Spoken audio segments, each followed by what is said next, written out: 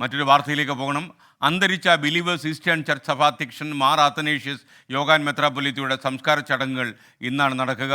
മെത്രാപ്പൊലീത്തയുടെ ആഗ്രഹപ്രകാരം തിരുവല്ലയിലെ സഭാ ആസ്ഥാനത്താണ് അന്ത്യവിശ്രമത്തിനുള്ള ഇടം ഒരുങ്ങുന്നത്. ഇന്ന് രാവിലെ 11 മണിയോടെ സംസ്കാര ശുശ്രൂഷകൾ ആരംഭിക്കുമെന്നറിയുന്നു.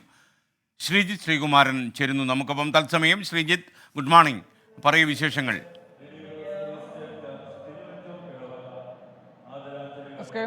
തീർത്തും ദുഃഖസാന്ദ്രമായ ഒരു അന്തരീക്ഷത്തിൽ തന്നെയാണ് ഈ ബിലീവേഴ്സ് ചർച്ചിൻ്റെ ഈ കൺവെൻഷൻ സെൻറ്ററും പരിസരവും. മെത്രാപ്പൊലീത്തയ്ക്ക് അവസാനമായി ഒരു നോക്ക് കാണാൻ, അദ്ദേഹത്തെ ഒരു നോക്ക് കാണാൻ നിരവധി ആളുകൾ ഈ പ്രദേശത്തേക്ക്, ഈ കൺവെൻഷൻ സെൻറ്ററിലേക്ക് കടന്നു വരുന്നുണ്ട്.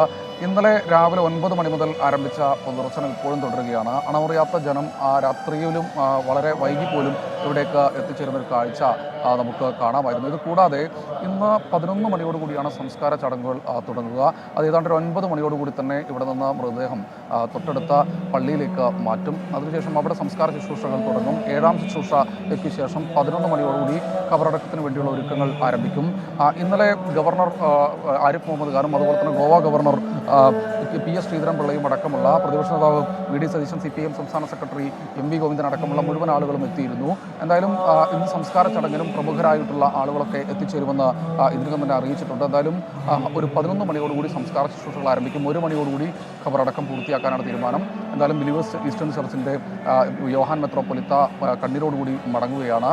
വലിയ വിശ്വാസ സമൂഹം, അത് രാജ്യത്തിൻ്റെയും അതുപോലെ തന്നെ രാജ്യത്തിന് പുറത്തു നിന്നുള്ള വലിയ വിശ്വാസ സമൂഹം ഇവിടെ ആ സംസ്കാര ചടങ്ങുകളിൽ പങ്കെടുക്കാനായി എത്തിയിട്ടുണ്ട്.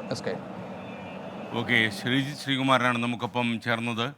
അന്തരിച്ച ബിലീവേഴ്സ് ഈസ്റ്റേൺ ചർച്ച് സഭാധ്യക്ഷൻ മാർ അത്തനേഷ്യസ് യോഹാൻ മെത്രാപ്പൊലീത്തയുടെ സംസ്കാര ചടങ്ങുകൾ ഇന്ന് രാവിലെ 11 മണിയോടെ ആരംഭിക്കും എന്നാണ് അറിയുന്നത്.